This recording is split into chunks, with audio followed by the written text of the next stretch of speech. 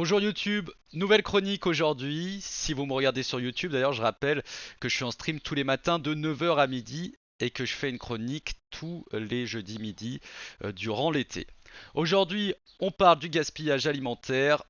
Et sans aucun doute, on le sait tous, je pense que le gaspillage alimentaire, c'est tout simplement un enjeu mondial pour le moment. Et sachant que quand on parle de gaspillage alimentaire, on prend la chaîne alimentaire du début à la fin, c'est-à-dire production, distribution ou consommation. Dans le monde, il faut savoir quand même que le gaspillage alimentaire, ça correspond à environ 1 milliard de tonnes de nourriture qui sont jetées ou perdues selon des chiffres de l'ONU en 2019. Et 1 milliard de tonnes de nourriture perdue, c'est équivalent à peu près un tiers des aliments produits sur la planète. Et sans doute, sans aucun doute, on le sait sans avoir fait forcément de recherche, les pays occidentaux sont forcément les mauvais élèves comme d'habitude. Pour avoir une idée, en Afrique et en Asie, les pertes et les gaspillages par habitant, c'est environ 6 à 11 kilos par an. Alors que pour les pays occidentaux, le chiffre atteint 100 kilos en Europe donc et en Amérique notamment. Il faut savoir que juste au niveau de l'Europe, les quantités perdues pourraient nourrir environ 1 milliard de personnes. Et 1 milliard de personnes, c'est l'intégralité des personnes qui souffrent de malnutrition dans le monde. Parmi les produits qui sont le plus gâchés, j'ai un petite infographie classique quoi. Parmi les produits qui sont le plus gâchés, on a surtout les denrées végétales qui occupent les premières places, comme vous pouvez le voir sur le graphique, les légumes 43%, les céréales 25% et les fruits 14%. Et donc ces denrées végétales sont celles qu'on gâche le plus. Il faut savoir que la moitié de ces denrées sont jetées car ce sont des fruits et légumes moches ou hors calibre. Et ça nous fait tous penser à la pub, les fruits et légumes moches. On a tous vu cette pub en France pour nous dire qu'en fait, même si un fruit ou un légume est moche, en fait, il est tout à fait consommable et il faut peut-être pas se fier qu'à l'apparence. Du côté des viandes, on va dire, le lait, l'œuf, la viande et le poisson représentent 15%, donc on a plus tendance quand même à gâcher les légumes et les fruits. Et il faut savoir que le coût direct de ce gaspillage à l'échelle mondiale, c'est environ 900 milliards d'euros, soit le 18e PIB mondial devant la Suisse. Et si on ajoute au coût direct les coûts environnementaux et sociaux, le chiffre monte à 2340 milliards d'euros perdus donc dans ces fruits gâchés. Et là j'avais regardé, c'est quelque chose comme le 7e ou 8e PIB. À l'échelle de la France, il faut savoir qu'on gâche quand même environ 10 millions de tonnes par an.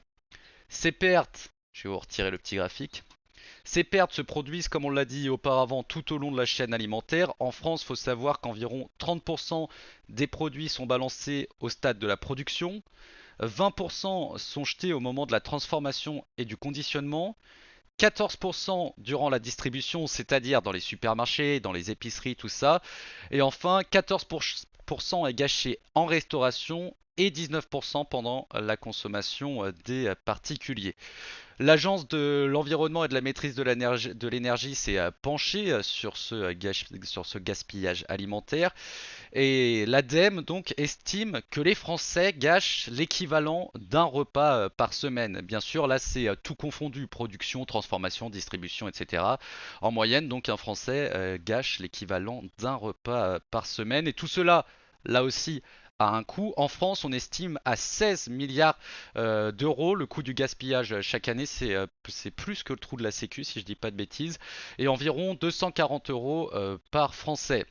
Un autre exemple à hauteur d'un restaurant cette fois-ci, pour un restaurant qui fait 500 couverts environ par jour, le restaurant perd entre 30 et 40 000 euros par an, donc c'est des chiffres qui sont quand même conséquents.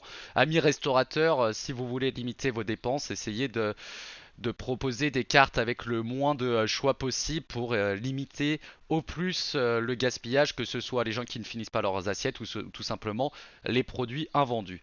Et donc les causes du gaspillage, on en a parlé, elles sont multiples. Il y a bien sûr les dates de péremption, et on connaît tous, il y a d'énormes débats autour de ces dates de péremption.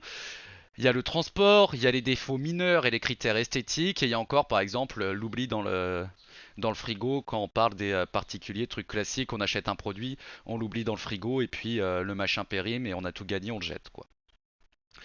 On a parlé du problème du fait que ce sont des tonnes et des tonnes de produits qui sont jetés, mais aussi que ça a un vrai coût, que ce soit pour les particuliers, mais même en général. Il faut savoir que si ça a un coût et si c'est dommage de jeter des produits, il y a aussi d'autres problèmes. Environ déjà 41 kilos de nourriture sont jetés par seconde dans le monde et ce gâchis a forcément des impacts sur la planète. Et on va commencer par les terres agricoles. À travers le monde, le gaspillage alimentaire représente environ 1,4 milliard d'hectares de terres utilisées pour rien, soit presque un tiers des terres agricoles mondiales. Et c'est-à-dire également beaucoup de terrains de foot. Et là, c'est juste la petite anecdote, c'est que j'ai essayé de calculer un terrain de foot de 0,7 hectares. Combien ça fait, enfin 1,4 milliard d'hectares divisé par 0,7. Et là, je suis parti en puissance 10, donc c'était assez compliqué. Ça fait un truc genre 2 fois 10 puissance 9, enfin non, 2 fois 9 puissance 10, un truc comme ça, terrain de foot. Donc complètement, enfin c'est énorme quoi, c'est des millions et millions de terrains de foot. La production pour ces produits gaspillés, ça consomme également de l'eau, que ce soit lors de l'élevage, de l'agriculture ou de la transformation, avec environ 300 km3 d'eau consacrée aux aliments jamais consommés, donc des litres et des litres d'eau gâchés. Pour avoir une idée plus claire, j'ai quelques données. Lorsque vous achetez une baguette de pain, il faut savoir que pour produire du pain du début à la fin, il faut environ 1000 litres d'eau, c'est-à-dire une baignoire. Donc lorsque l'on jette une baguette de pain, on jette une baignoire d'eau. Une baguette de pain jetée, c'est aussi l'équivalent de 2,24 km de circulation en voiture, ou encore allumer une lampe pendant 32 heures. Là, on parle du pain. Si on parle de la viande, là les chiffres explosent. Par exemple, pour un kilo de bœuf, il faut 15 000 litres d'eau, soit 70 baignoires. Et si on estime qu'est-ce que représentent ces 15 000 litres d'eau, ça peut également être l'équivalent d'allumer une lampe pendant 70 heures ou faire 5 km en voiture. Après, il faut savoir que là, il y a des chiffres qui sont remis en question parce qu'en fait, 15 000 litres d'eau, c'est compliqué à calculer parce que les gens disent, est-ce qu'on parle de ce que boit l'animal? Est-ce qu'on parle de ce qui est utilisé pour transformer la viande? Est-ce qu'on parle du tout cumulé? Est-ce qu'on dit que c'est de l'eau de pluie, du coup forcément, est-ce que c'est de l'eau gâchée ou pas? Donc c'est un peu les chiffres mis en question, mais pour avoir une idée quand même, 1000 litres d'eau pour une baguette, 15 000 litres d'eau pour un kilo de bœuf. Donc lorsque l'on jette ces produits, forcément, on gaspille de l'eau à l'échelle mondiale, et on le rappelle, donc 350 km3 d'eau gâchée. Enfin, l'empreinte carbone, forcément, hein, celle-ci est phénoménale.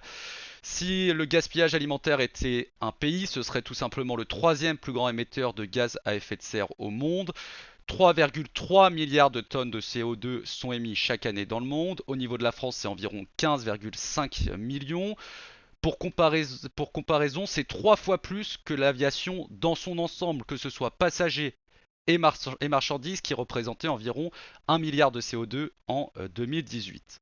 Enfin, comme d'habitude, on va finir avec une solution, avec les solutions même, tout simplement les solutions qui s'offrent à vous, bah, achetez et consommez ce que vous achetez, finissez vos assiettes au restaurant, consommez plus de légumes que de viande, faites bien sûr attention aux dates de péremption, et puis tous ces gestes simples devraient normalement permettre de diminuer l'impact donc du gaspillage alimentaire.